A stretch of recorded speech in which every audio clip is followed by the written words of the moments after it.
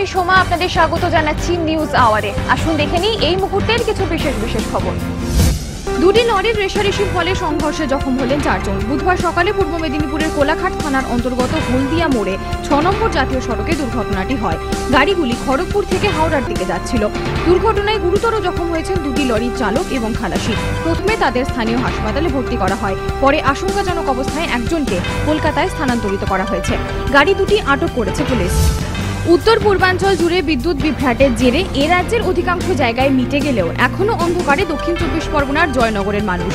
সোমবার মধ্যরাত পর্যন্ত রাজ্যের বিভিন্ন স্থানে বিদ্যুৎ এলেও আসেনি জয়নগরে। এর প্রতিবাদে বুধবার সকাল থেকেই বারুইপুর কুলতি রোড অবরোধ করে বিক্ষোভ দেখাতে থাকেন জয়নগরবাসী।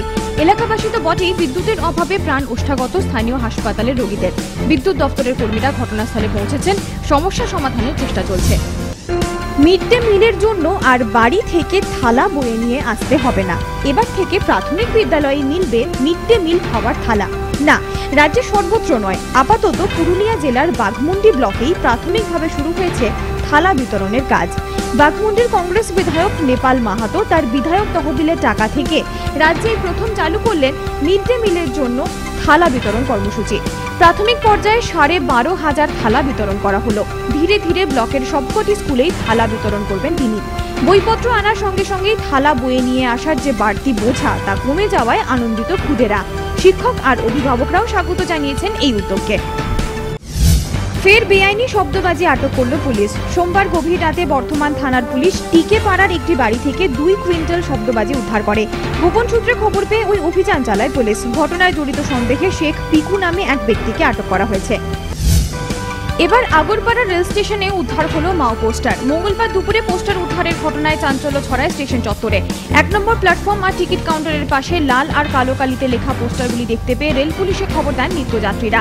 রেল পুলিশের পক্ষ থেকে খবর দেওয়া হয় ব্যারাকপুর কমিশনারেটের বিশেষ মাও দমন শাখায়। যৌথভাবে ঘটনার তদন্ত শুরু করেছে রেল পুলিশ এবং ব্যারাকপুর কমিশনারেটের মাও দমন শাখা।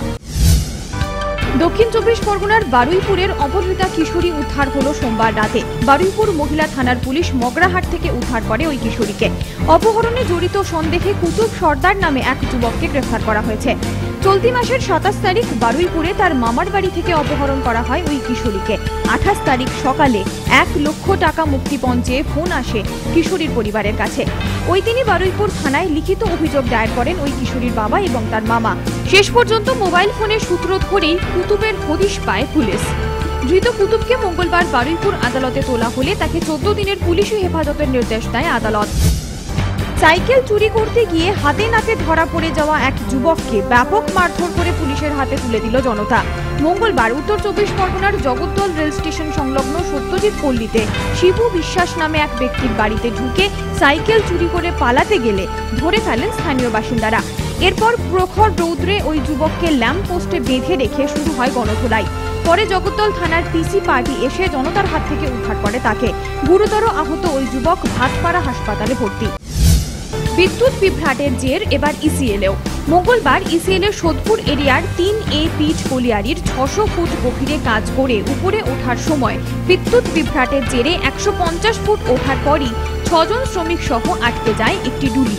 খনি গহ্বরে আটকে পড়েন এক ইঞ্জিনিয়ার সহ আরও 4 জন কর্মী। আটকে পড়া শ্রমিকদের উদ্ধার করতে নিচে নেমেছে উদ্ধারকারী দল। আটকে পড়া শ্রমিকদের অন্য কোনো খনির ইনক্লাইন দিয়ে উদ্ধার করার চেষ্টা চলছে। এখনকার মতো নিউজ আওয়ার এ পর্যন্তই। খবরে থাকুন, সঙ্গে থাকুন, দেখতে থাকুন এক্সপ্রেস নিউজ। খবর নেয়, খবর দেয়।